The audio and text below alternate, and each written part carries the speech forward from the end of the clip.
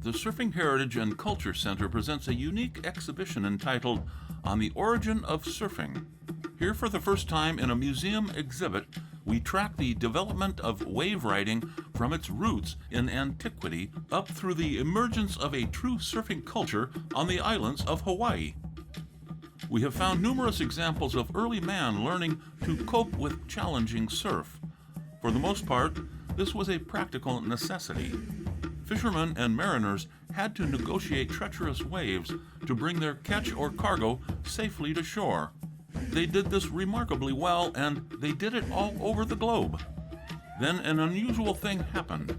Man discovered that riding the surge of a wave was not only a means to help land a boat, but also a source of pleasure. This was a unique development in human culture, using a force of nature for sport and recreation. There are clear observations showing our ancestors riding waves for enjoyment in the Americas, Africa, Asia, and even the Middle East. Along with artifacts, miniatures of wave riding vehicles, and reproductions, the exhibit uses these period quotes to tell the story of surfing, such as this 18th century observation from the Caribbean. Captain Philippe Aubin, merchant sailor, 1756. Children aged 12 or 14, using a plank as wide as they can find, put the chest on the board, and then abandon themselves to the waves, riding the summit of the swells toward the beach. The next major step in the progression of surf riding took place in the vast Pacific reach of Polynesia. Here, surfing evolved from individual and child's play to become a community sport. Entire villages would cavort in the waves when the surf was up. This was mostly done on bodyboards by body surfing or using canoes.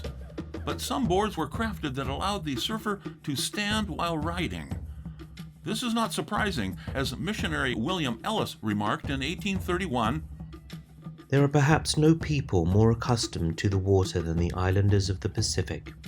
They seem almost a race of amphibious beings. Familiar with the sea from birth, they lose all dread of it and seem as much at home in the water as on dry land.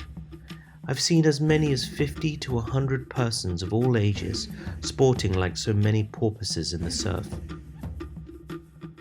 Wave riding was popular on all island groups of Polynesia, though the sport was most advanced in Tahiti, the Marquesas, and New Zealand.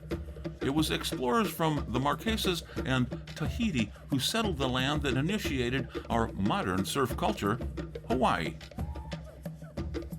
Here, surfing attained a status unseen anywhere else in the world.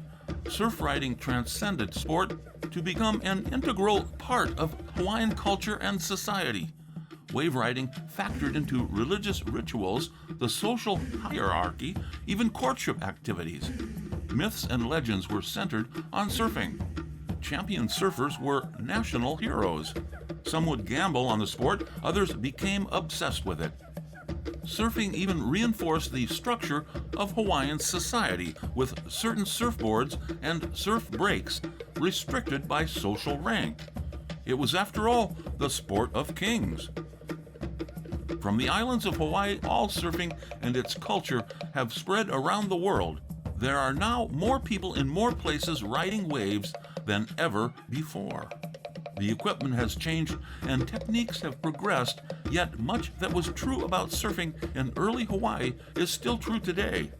It is this historical continuum which is the essence of the Origins exhibit.